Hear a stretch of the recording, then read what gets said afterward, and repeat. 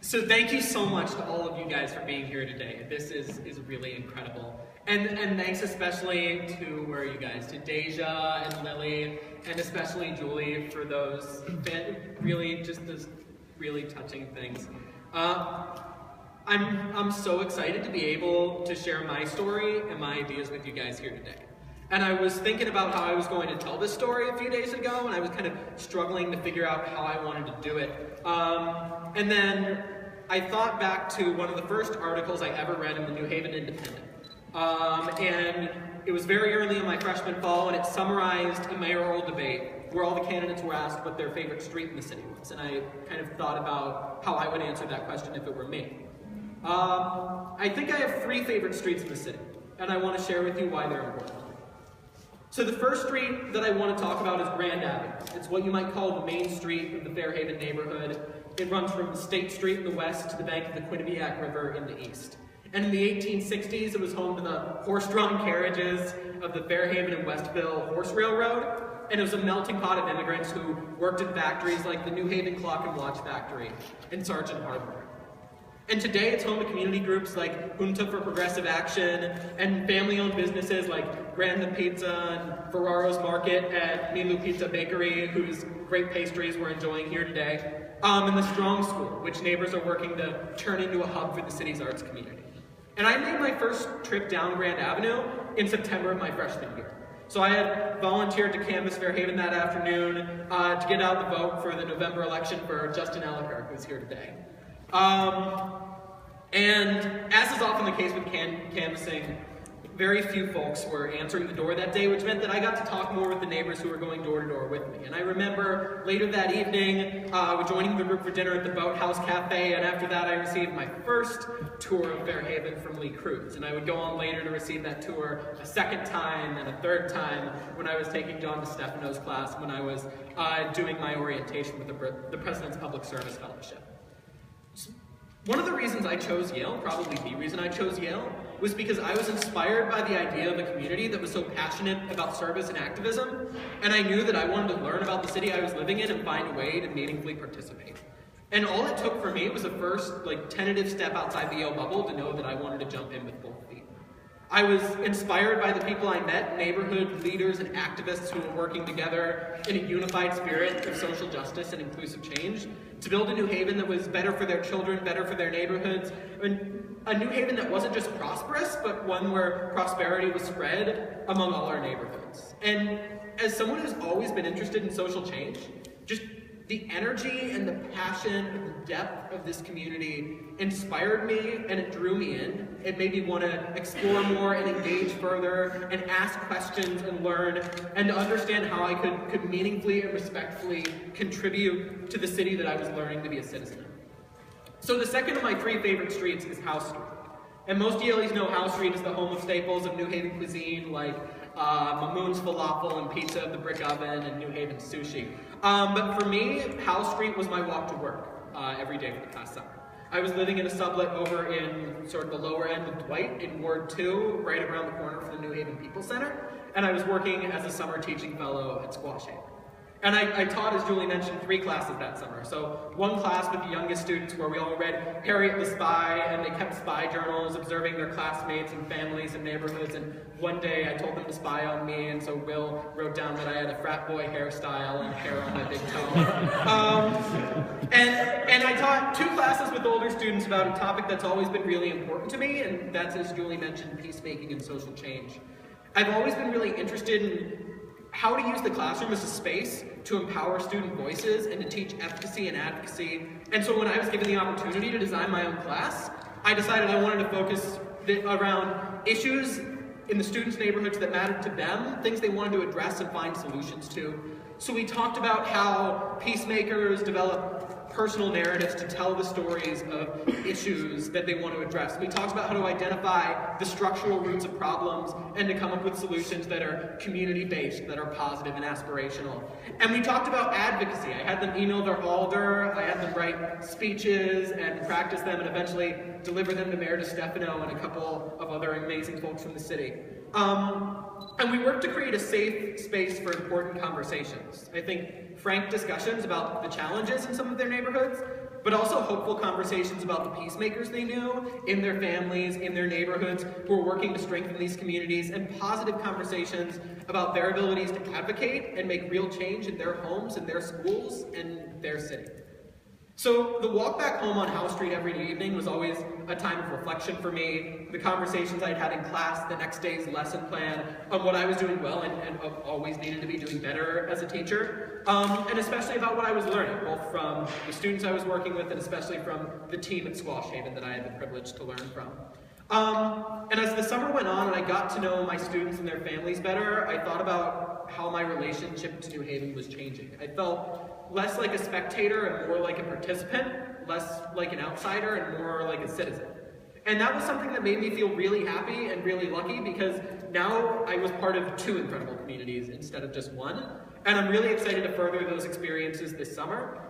As Julie mentioned, I'm going to be working at the Calvin Hill Daycare Center as a Kerchurk fellow. I'm looking forward to that. So the final street that I want to tell you about is Orange Street. And Orange Street stretches all the way from the center of downtown up to East Rock Park, and it's lined with beautiful historic homes that all date back to the 19th century, and it's home to New Haven institutions like Nika's Market and Cafe Romeo and Wilbur-Cross High School. And so last fall, I walked down Orange Street with Nell, and then again with Jack, two freshman members of the Yale Dems, and we were knocking on doors in East Rock for Governor Malloy. I was the Yale College Democrats membership coordinator, as was mentioned. And my job was to recruit freshmen, to get them interested in progressive politics in Connecticut, and working not just on campus, but out in New Haven's neighborhoods to re-elect the governor. And I worked then to recruit over 36 freshmen, and most of them had never even been in Connecticut before or heard of Dan Malloy, but they were willing to sit down and have a conversation about why this election mattered to us, why it mattered to New Haven, why it mattered to our state, why it mattered to the progressive community as a whole. And from there, they were interested in going out into the community and helping work on this project. And the best part about that experience really was being able to go door to door with them one-on-one. I've gone, I guess, door to door with many of you guys here. And hear your stories about why you were interested in politics and why you cared about these issues, and share my own. And the best parts of this experience, by far, were when I was canvassing out in the city. And I was able to share my experiences in New Haven and what excited me about what many people call the greatest small city in America, just like upperclassmen and community members did for me when I was a freshman. So I'm running to represent you on the board of Alders, because I believe that there should be more Yaleys with stories like mine.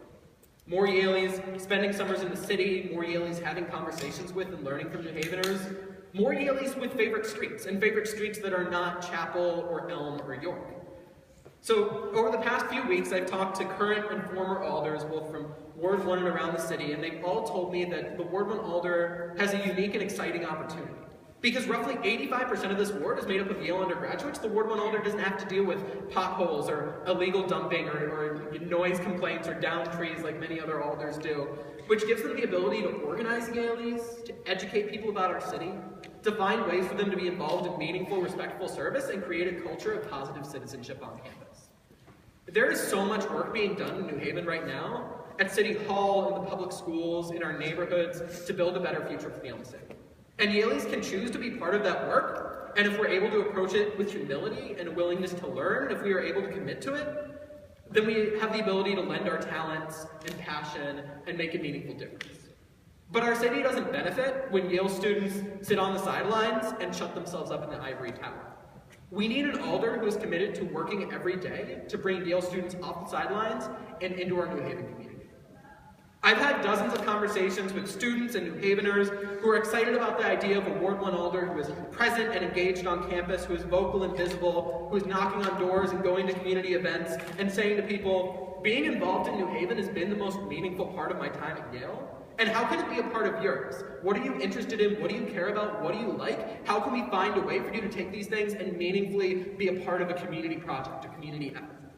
It's about working with people face to face, and it's about developing relationships with campus leaders in the Yale Dems, the YCC, Dwight Hall, the Roosevelt Institute, Students Unite Now, faith groups. It's about working with Dwight Hall, student leaders in the administration, to find the programs that are engaging students in the city and expanding these programs. It's about being an advocate, an organizer, an evangelist for New Haven on campus. And of course, it's also about building on the successes of past Ward 1 Alders to help move progressive city policy forward that helps all New Haveners. So Ward 1 Alders in the past have worked to create and strengthen the city's living wage ordinance, or advance LGBTQ rights, and they made New Haven one of the first cities in the country to recognize civil unions, and helped to advocate for establishing the New Haven Promise Program. And I am really excited to support the progressive agenda that the Board of Alders has been pursuing, continuing our city's return to true community policing, advocating for more living wage jobs for New Haveners, a development process that reflects the needs and values of our entire community, and access to high-quality programming for city youth of all ages.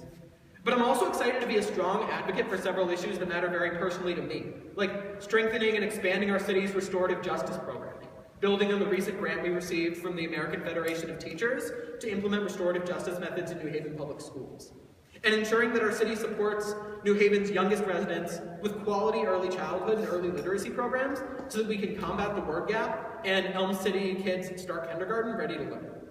I want to advocate for bringing back the city's democracy school and expanding the city's democracy fund to cover all citywide races and Board of Alders races so that New Haveners can easily participate in the political life of the Elm City.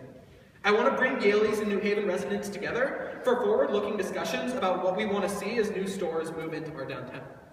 I want to make sure the streets are safe for Yaleys and New Haveners to walk and bike on. I want to make sure all New Haveners are treated equally by passing an equal benefits ordinance for city contractors, and I want to see the city divest from both fossil fuels and the gun industry. And this, of course, is just the beginning. These are ideas that I will add to and discuss in full detail later in the spring and throughout the fall, both big proposals that address structural issues and small ideas that can sometimes be just as meaningful or just as important. My team and I want this to be a campaign that is about much more than winning an election. We want this campaign to be about having conversations, sharing with one another why we care about New Haven, challenging one another to meet our responsibilities to the city, educating one another about the things that are happening here about city policy. We want to have these conversations with every Yale, not just the ones involved in politics and service, but all the Yaleys who have told me over the past few weeks that they don't know who the Ward 1 Alder is or don't even know what the Ward 1 Alder is. Those are the Yaleys we need to engage more than ever. We will be having these conversations with political groups and service groups and faith groups and arts groups and sports teams and individuals at their doors and their dining halls, with Yaleys of all backgrounds and all interests and all political persuasions. Because that's the unique role of the Ward 1 Alder. Sparking conversations on campus, challenging Yaleys to see themselves as citizens of New Haven rather than just students of Yale, and working to bring Yaleys with them out on the Grand and Howe and Orange and all the streets of New Haven in a spirit of meaningful engagement and respectful service. So, that's it. Thank you, guys.